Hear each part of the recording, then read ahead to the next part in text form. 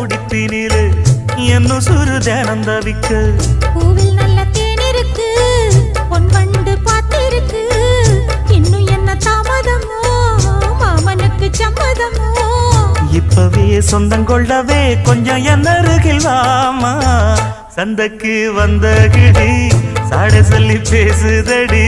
சந்தைக்கு வந்த மச்சான் சாட சொல்லி பேசுவதே முத்தம்மா முத்தம்மா பக்கம் வர வெக்கமா